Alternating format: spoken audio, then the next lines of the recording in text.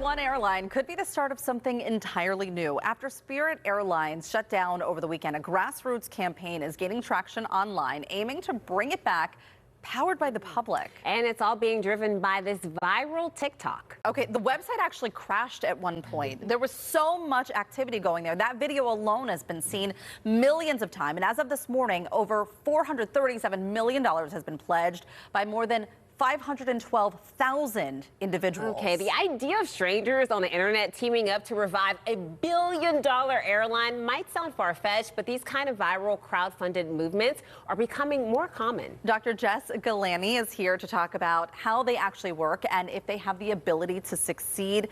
I mean, really seeing this, there was that kind of spark that you were like, are we doing this? kind of thing. And I know that the individual who we just saw in that video, he does not want to do press yet. He's like, I don't know, really. This was like an idea that took off, and now what? Yeah, it's so hard to know what's going to scale, and this scaled tremendously quickly, and it has really taken hold. And I think it has the perfect storm of virality because of the completely groundbreaking news about this airline being shut down, the idea of people's summer trips being canceled, and people being stranded, and then this positive solution. So of course people are going to want to latch on to that.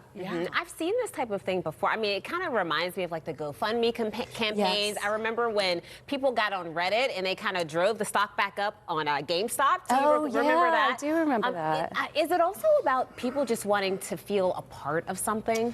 I think that is a huge part of it, because I think we do want to, when something happens that we couldn't predict and that we don't want to have happen, who doesn't want to try to be a change maker? And this gives you a chance to do so. And the cool thing about this campaign is, as far as I understand, there's no money that's actually changing hands yet.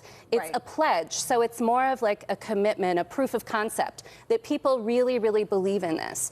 And that, I think, is good from multiple standpoints. First of all, it doesn't actually have the risks that can come from committing real money. Yeah. Well, and you know, I don't know how well thought out this whole thing is, but you think about it and you think, okay, well, we got to buy the company, re-employ all of the employees. We have to have backup funds for maintenance, and there's so much more than goes into just buying the airline, right? Yes, and an airline is very complicated. There's a lot of government red tape involved. As far as I understand, Spirit Airlines themselves leased their planes, so it's not even entirely clear if they still have access to them at this point. So, you know, it is kind of far-fetched, but I think that the fact that there are so many people that are passionate about it really speaks to the need for a budget carrier. A budget carrier, But I'm curious, how long does that passion last? Like, how long are people going to be talking about this? And kind of when that rhetoric dies down, are people going to still be willing to back this airline?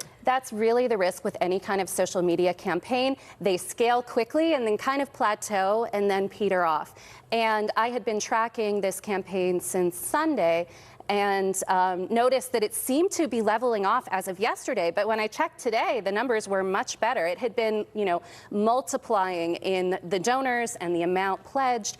And then it sort of seemed to plateau. So I don't know what happened. Maybe the algorithm picked it back up. Maybe Spirit was in the headlines again, because that's the other thing. If the topic's not in the headlines, people move on. We have a very short attention span thanks to social media. I mean, honestly, how cool would it be to be like, yeah, I'm part owner of Spirit Airlines. I hold a share of the airline company. You know, I think, though, looking at this, there is this kind of excitement, like, again, back to that, are we really doing this thing? And what do you think it says about where we are right now with social media, with society? I mean, you mentioned the need for a budget airline, too. Yeah, you know, I think that people are very upset about the consolidation of wealth, and the idea of an airline being owned by the people is a very powerful selling point. And that alone is huge. You know, we just had the Met Gala earlier this week, and people had a lot of critique about it because of the involvement of Jeff Bezos and other billionaires that were a part of that. And people are struggling right now. So I think the idea that we can have a little piece of something it's going to make all of us want it. Thank you, Dr. Jess. I mean, this really does show us how powerful social media can be. Thank you so much. It's always interesting to have conversations with you. All right, Dr. Jess offers commentary on both tech and culture on her Instagram stories and Substack newsletter. We'll link you up to those on our website. I'm telling you, I'm going to follow this story. I got to know what happens next with them. Still to come on the show, KDKA's Barry Pintar standing by in the newsroom with the stories you don't want to miss tonight on the KDKA Evening News.